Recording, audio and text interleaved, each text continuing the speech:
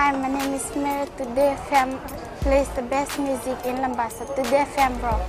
My name is Thomas. I'm here in Nakasi and I like to listen to Today FM because it rocks. My name is Milenia. Today FM rocks here in Singotoka. My name is Alfriti and Today FM rocks here in Tabwa. My name is Mary Jane. I love listening to Today FM here in Ba. Today FM rocks. My name is Ilay Tiambal and I love listening to Today FM. Today FM rocks here in Osur. Today's hit music on Today FM. In the news tonight, academic in hot water for racist comments.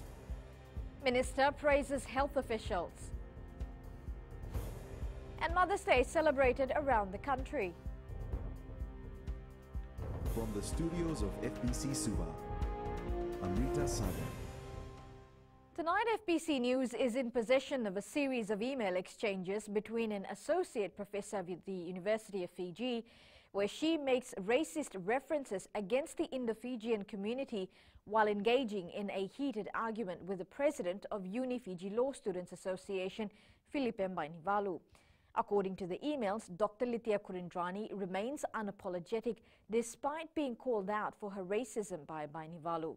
The senior academic of the University of Fiji also justifies her racist comments that compare Bainivalu to a barking Indian dog, saying it's an "eat okay" idiom which is used often. Ritika Pratap reports. Academic and wife of sitting Sodelpa MP Dr. Lithiana Kurindrani is seemingly in hot water after her racist comments to a law student. In an exchange of emails, Dr. Lithiana has referred to Filipe Bainivalu as a barking Indian dog. When questioned by Bainivalu that she is being racist by saying that he is barking like an Indian dog, Dr. Kurindrani responded by saying there is nothing racist in the statement. She claims it's a common "eat okay" idiom, saying Bainivalu should ask his colleagues to translate it for him. She says the phrase is used for people who cannot come forward for a face-to-face dialogue but keep barking around. When contacted by FBC News this afternoon, Dr. Kurindrani says she has no comments to make in regards to the email exchange as it's a non-issue. She says there was no malice intention and she was speaking to him as an "eat okay" student. Dr. Kurindrani also says she stands by her statement and the matter is now being handled by the school management. Bainivalu, in his exchange with Dr. Kurindrani, while labeling her remarks as unethical, had stated that he will forward this email to the acting Vice-Chancellor, the Permanent Secretary for Education and the university's Registrar for Investigation. Meanwhile, Bainivalu says he will make an official comment on the issue on Tuesday after meeting with the acting Vice-Chancellor and Dr. Kurindrani. Ritika Pratap, FBC News. Concerns have been raised over the past few months about health officers responding late to sick patients and full hospital beds. However, Health Minister Dr. Ephraim Wanganambete has commended the work of his health officials over the past months despite the surge in flu cases. Akasita Tale reports. The health minister stands by his health officials, saying they've done tremendously well handling the surge in flu patients seen at hospitals and health centers.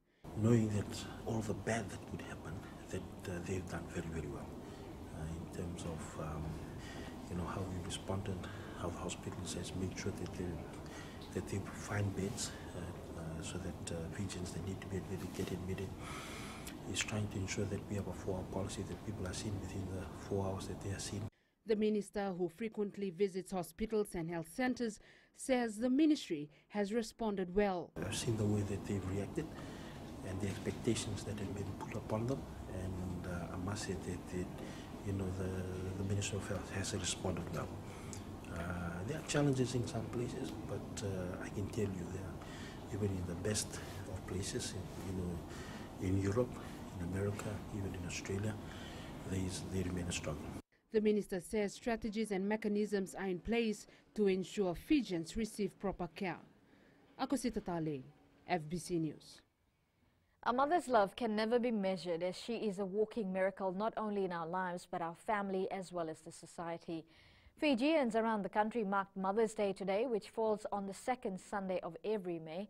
Savira Tambua visited some families today who made special plans to spoil the moms in their homes. An emotional 75-year-old Sulia Vuli says she is missing her children on this important day. Last night I was crying after some of my children informed me that they can't make it today due to their commitments. I was thinking to myself that this is the only day set aside for all the mothers to be honored. However, Vuli says she is fortunate that her grandchildren are with her. Meanwhile, Merianin Ro, originally from Laos, now staying in Sinu, says she is missing her mom this special day. Even though my mom is not here with me, I am so fortunate to celebrate Mother's Day with my children. For 84-year-old Lasinate Volai from Kambara in Laos, she thanked the Lord for keeping her healthy and is fortunate to have such caring children with her. I'm so blessed to be here to celebrate another Mother's Day with my loved ones. Meanwhile, dads who are members of the Pentecostal Church and the Nasinu Lighthouse AOG spoil all the moms with a special treat. We're having goat plow for all the mothers in our church. We have cooked very delicious Indian spicy food today so that we can feed our mothers and the sisters of the church. Happy Mother's Day! FBC News would also like to wish all the mothers out there a joyous Mother's Day. Sabara Tambua, FBC News. Meanwhile, Women Minister Mereseni Vuniwaga is advising mothers to continue with the good work they do within their homes and communities. Vuniwaga commended the efforts undertaken by women in different communities. The minister says gender equality and empowerment of women is important as it also helps the country to move forward. Vuniwaga is also calling on children and family members to always appreciate their mothers as they do so much for us on a daily basis. In whatever sector you're in whatever work that you do, whether it's paid employment or unpaid employment, caregiving at home, to continue and to give it your best shot and to know that whatever it is that you are undertaking in the communities that you live in, it's making an impact on the economy. Fiji successfully and without any incident hosted its first high-level meeting attended by over 3,000 delegates. With finance ministers and governor of 68 countries present in Nandi for a week-long ADB meeting, security was priority. Rachel Nath reports the Multi-Agency Coordination Centre was tasked with ensuring everything ran smoothly and according to plan. More than 400 police and personal protection officers were engaged in a 3-week security operation. There's been a lot of planning and preparation that's gone into this. We've sent senior police officers to the previous ADB meet so that we could learn from that. And we've come back and set up the command center and postured ourselves to be able to do. This is the first for Fiji. The operation involved advanced technology and great collaboration between relevant stakeholders. I'm proud with the way we are postured, how we've moved on with technology. I've been to many meetings around the world and I've been exposed to a lot of this technology during my military time. But what we have here is quite world standard. The agency consisted of representatives from Police, Fire Authority, Commissioner Western Biosecurity Authority, Airports Fiji Limited, Fiji Roads Authority, Ministry of Civil Service and Foreign Affairs, along with other representatives. Rachel Nath, FBC News. Still to come, Minister stresses flexible national policies on climate change important. And tonight we take a look at the success story of a tilapia farmer. Details after the break.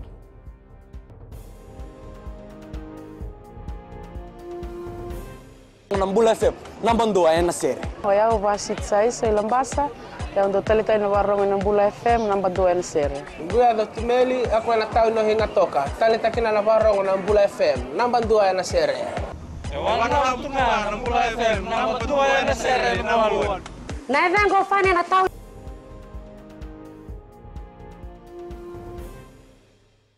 Minister for Economy Ayaan Syed Qayyum has highlighted the need to allow more flexibility in national policies to recognize climate change mitigation. Speaking during a panel discussion on building a resilient Pacific, Syed Qayyum says Pacific Island countries should incorporate climate change discipline in their budgetary process. Ali Kimbia with the story. Various ministers from fellow Pacific Island countries have been urged to be more transparent in the measurement of vulnerability. So these are, not very easy issues, but from a finance perspective, the point I just wanted to make is that sourcing finance that has attractive rates and be able to work with the private sector is something that is a huge challenge to all of us, and this is something that we need to work on. In trying to take a resilient approach towards climate change for the country of Samoa, a more consolidated effort is needed. Not only do we need to make sure our infrastructure is resilient, but the economy also needs to be resilient. That we need to look at what we're doing now, and we need to take a longer-term perspective of where we want to be as a people. For the government of Cook Islands, building a resilient country must be a top priority. To ensure that when we are hit by climate events, we've built it to a level of resilience that can withstand or mitigate the cost of reconstruction and recovery. Brown is calling on all Pacific Island countries to continue to work together to find avenues that can further mitigate climate change. Ali Kimbia, FBC News. One never gets too old to learn. Whether you're a mother, grandmother, father or grandfather, getting the opportunity to go back to school is a dream come true.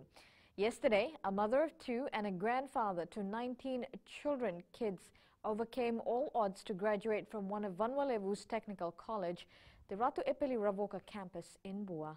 Eleanor Turangaivu has the story. Despite his wealth of experience in carpentry, father of 5 Moses Nasuba was determined to fulfill his dream of obtaining a qualification. In 1979, I started doing carpentry work, but I never had any qualification. Now I am 61 years old. I took up carpentry at the Nawada campus, and today I am graduating. According to Nasuva, there are many reasons one might not be able to dive back into school. But he is living example that one can never be too old to do so. I know I am old, but learning only stops when one dies. 31-year-old Maricela Wati dropped out of school while doing year 12, and after 9 years of being a stay-at-home mom to 2 boys, she decided to pursue her dream of becoming a chef. I faced a lot of difficulties when I started school again.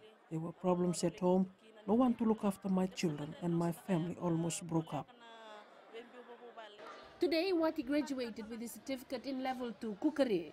She is determined to take the next step. My plan now is to apply for jobs at the hotels here in Vanuatu, and whatever income I get, I use that to pay for my next level in cookery. Her sons couldn't be more proud. I am thrilled that my mom is graduating today. Nasuba and Wati graduated today with 202 other much younger students from the 3 technical colleges in Vanuatu. It's a true testament of determination and sacrifice because according to them, nothing is impossible if the heart and mind is willing. Eleanor Turangaivu, FBC News. The common perception tourists have about Fiji is white sandy beaches, stunning destination and coconut water, to name a few. But Fiji has much more to offer. Our craft and locally designed garments have also started to stamp its mark on the international arena through the Fijian-made brand. Rachel Nath with the details. It was necessary for the Fijian-made brand to gain authenticity, says Economy Minister Ayaz Said Kiyum. A lot of the handicraft that actually were being sold in the shops were coming from China and Philippines, being made there. So people go to the shops thinking that they've come to Fiji and they're buying this authentic handicraft. So we started the Fijian handicrafted system, where you can only affix the particular seal to that particular handicraft if it's been authenticated as being almost 100% made in Fiji. Fiji took advantage of the recent ADB high-level meeting to showcase just what it has to offer. This is a good opportunity for us, at least, to showcase our product. Been around with so many conferences around, but this is one of the best ones. So most of the time we used to be at the back because we are right in the center. Pottery making is like a source of income for me. like it's a daily basis for me to make products for pottery and sell it in the village. The craft industry has evolved over the years with more than 300 registered practitioners nationwide. Rachel Nath, FBC News. Turning your hobby into your actual real-life job is a major achievement for many, especially when the benefits are huge. In our Successful Fijian segment tonight, we bring you the story of a daughter, wife and a mother who developed a passion for farming at a young age. And Katarina Senambu is now supplying tilapia fries to aquaculture farmers, not only in Viti Levu but outer islands as well. Catherine Krishna with this success story. Successful Fijians is brought to you by the Fiji Development Bank, your partner in progress. Born and raised in a big family among 8 sisters and 4 brothers in Nambandi village in Wailevu, Savu was not easy. Katarina Senambu says the days began with walking in the farm every day. Back home, we are brought up like every morning we have to do farm before we go to school, and after school we have to come back to do farming as a family. During this, Senambu made up her mind to become a full-time farmer. After high school, she attained diploma in agriculture from the Koronivi Agriculture College in 1987. She now owns a farm in Nakasi. Okay, I started tilapia farm in 2011, and I started with 1 pond. After I've been using running that pond for 1 year, I managed to get revenue, and the revenue I have, I started to dig another pond. So all those times, whatever money I earn, I use it to dig the other ponds. Right now I have 4 ponds. Senambu says once they receive orders, they start preparing for the packaging. There are stages. We already raised them here for 3 months. Then from there, we'll take them back to the hatchery, which we have to go and condition them. In each harvest, Senambu collects 40,000 tilapia fries. The smaller ones are sold at 10 cents, while the slightly bigger ones are sold at 20 cents each.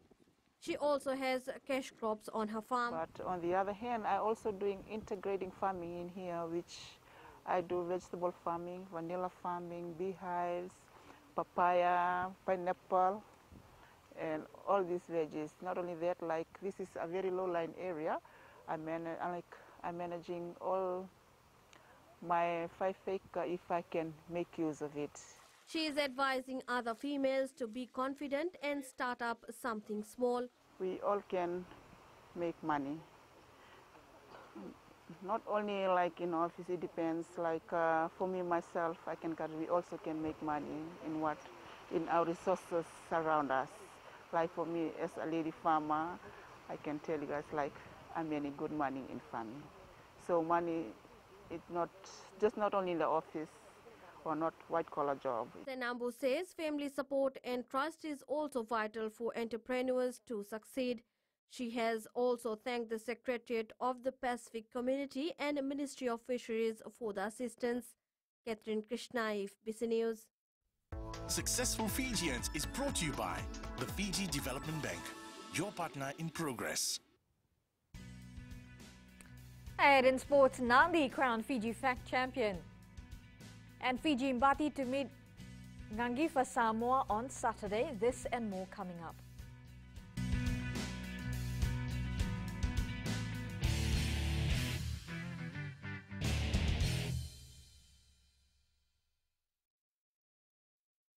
Lola, I am Eleanor. For the best classic hits, I only listen to Gold FM here in Singatoka.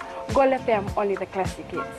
My name is Seni Rawa. I love listening to Gold FM here in Nosuri. Gold FM, only the classic hits. My name is Dino. I'm from Outrigger, Coral Coast, Singatoka. I love listening to Gold FM, only the classic hits. My name is Salote. I love listening to Gold FM here in Nosuri. Gold FM, only the classic hits. Bula, my name is Marida. Gold FM plays the best classics here in Outrigger, Singatoka. Gold FM.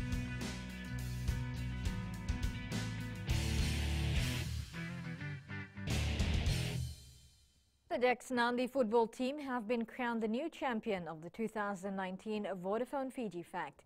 Nandi coach Pranesh Amarsi says their vigorous preparation ahead of the tournament has paid off. Koroi Tandulala reports.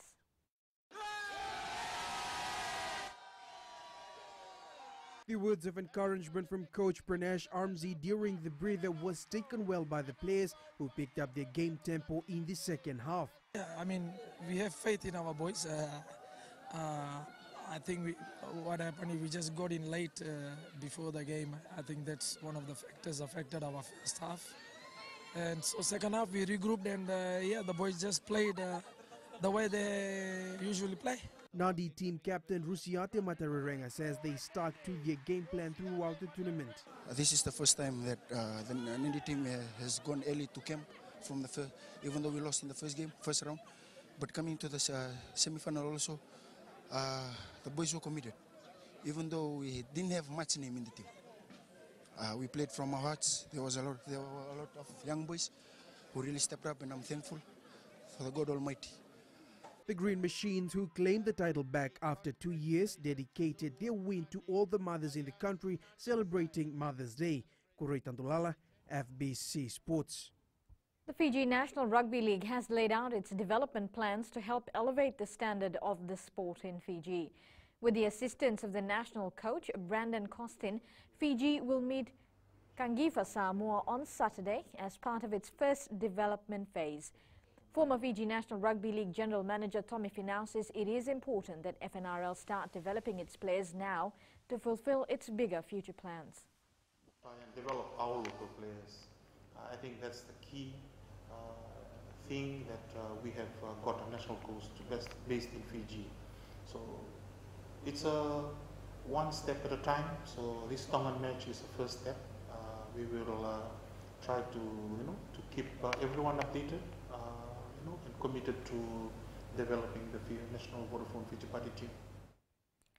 Fiji-born and Wellington Phoenix star striker Roy Krishna has been highly sought after by other A-League clubs after his contract with the Phoenix came to an end.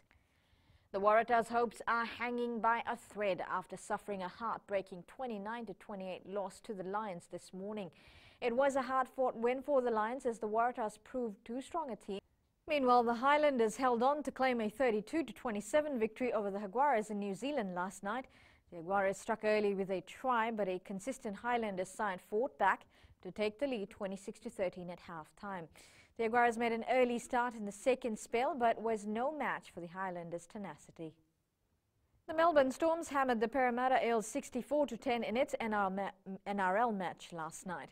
The Storm scored a walloping 11 tries, while the Eels managed to ground 2 tries only. Fiji-born Suliasi Vunivalu scored a try for his Storm side, while Mike Asivo scored one of the 2 tries for the Eels. The Golden State is through to its 5th consecutive Western Conference final after ambushing the Rockets at home in Houston, USA.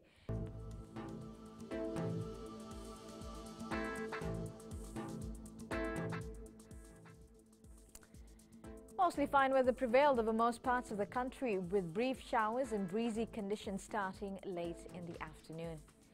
We take a look at the west. It was mainly sunny spells, perfect weather for a Mother's Day picnic. And eastwards from Pacific Harbour to Suva, mostly cloudy and breezy conditions, with showers hitting the capital city late in the afternoon. And up north, it was sunny to partly cloudy. Cooler conditions are expected at night. Now at sea, moderate to fresh east to southeast winds, moderate to rough seas. For the tides, the next high tide is at 1:22 tomorrow morning, followed by low tide at 7:25 a.m. Sunrise will be at 6:24.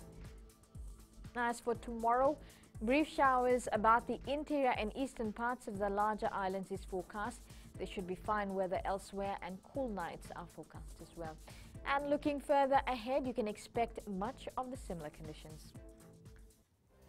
Recapping the main stories, academic and hot water for racist comments. Minister praises health officials. And Mother's Day celebrated around the country. For these stories and others, you can always tune in daily to our sister radio station, Gold FM. On our poll question segment, this week we're asking, should severe penalties be imposed on those who sell undersized marine species? You can visit our FBC website to answer. Or you can always send us news with the pictures and videos on email, fbcnews@fbc.com.fj, or share it with us via our Facebook page, FBC News. You can also follow and tweet us your news tips at FBC News or simply hashtag FBC News. And that was your FBC News for tonight. Until next time, good night.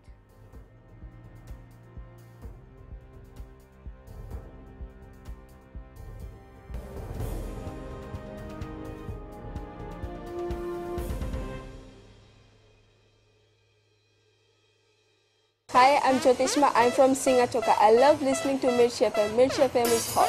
Mirchi FM is #1. I'm Charlene Robert. Mirchi FM rocks in Lambasa. I'm Soname Nasori Jackson. Mirchi FM is hot. My name is Raymond Dutt. I'm in Baba Singh Alliance. Mirchi FM is hot in Lambasa. I'm Pritika from Jax Nasori.